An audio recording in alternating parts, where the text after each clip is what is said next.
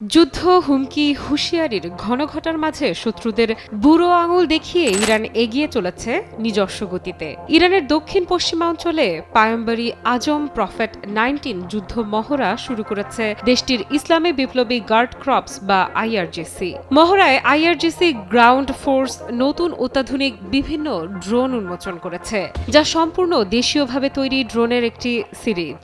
এমনটাই খবর তাসনিম নিউজের। আইআরজিসি এমন সময়ে এই ড্রোনগুলো উন্মোচন করল যখন ইসরায়েল এ বছরের মাঝামাঝি ইরানে বড় ধরনের হামলা চালাতে পারে বলে গুঞ্জন উঠেছে।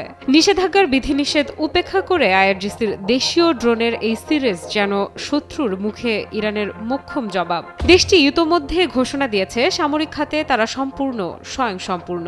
নিজেদের তৈরি পারমাণবিক স্থাপনায় 100 আঘাত এলে 1000 স্থাপনা সঙ্গে সঙ্গে তৈরির সক্ষমতা রয়েছে বলে স্পষ্ট জানিয়ে দিয়েছেন দেশটির প্রেসিডেন্ট মাসুদ পেজেশকিয়ান। প্রেসিডেন্টের এমন বক্তব্যে ইসরায়েলের সম্ভাব্য হামলা যেন পরিকল্পনাতেই ব্যর্থতার মুখ দেখছে। আইআরজিসির পায়ম্বরী আজম প্রফেট 19 যুদ্ধ মহড়ায় উন্মোচিত নতুন মানুষবিহীন বিমানের মধ্যে রয়েছে বিনা। এটি একটি হাইব্রিড রিকনাইসেন্স ড্রোন যার অপারেশনাল রেঞ্জ 40 কিলোমিটার। রয়েছে কান্দিল 4 এবং 5 রিকনাইসেন্স ড্রোন যার রেঞ্জ 100 কিলোমিটার। পাশাপাশি আরবাইন VTOL ড্রোন যা মানুষবিহীন বোমারু ড্রোন। এটি 10 কিলোমিটারের মধ্যে 7 কেজি ওজনের বোমা বহন করতে পারে।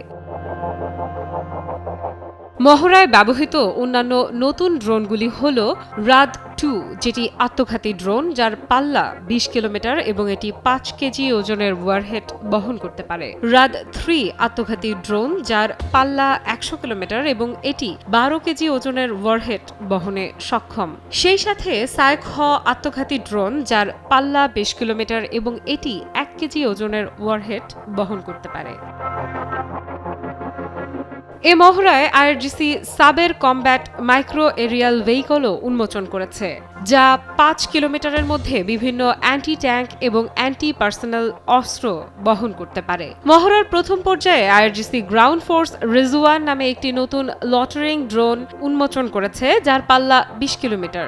নতুন ড্রোনগুলো আইআরজিসি গ্রাউন্ড ফোর্স ইউনিটগুলোকে পাহাড়ি অঞ্চলে সন্ত্রাসী গোষ্ঠীগুলির বিরুদ্ধে আরও কার্যকরভাবে লড়াই করতে সক্ষম করবে। সঠিক প্যাড আর সঠিক তথ্য দিয়ে এসব সামলে নিব এক হয়ে। Monalisa sanitary napkin. নতুন এই ড্রোনগুলো একটি নির্দিষ্ট ধরনের আক্রমণের জন্য ডিজাইন করা হয়েছে, যা একবার চালু হয়ে গেলে এই সিস্টেমগুলো লক্ষ্যবস্তু শনাক্ত এবং ট্র্যাক করার জন্য উন্নত অপটিক্যাল এবং সেন্সর ব্যবহার করে। সেই সাথে শত্রুদের ধ্বংস নিশ্চিত করার জন্য নিজেদের বিস্ফোরণ ঘটায়। এই ধরনের অস্ত্র স্থলযুদ্ধ এবং আক্রমণ বিরোধী অভিযানেও বিশেষভাবে কার্যকর। আফরিদা ইফরাত, নিউজ 24।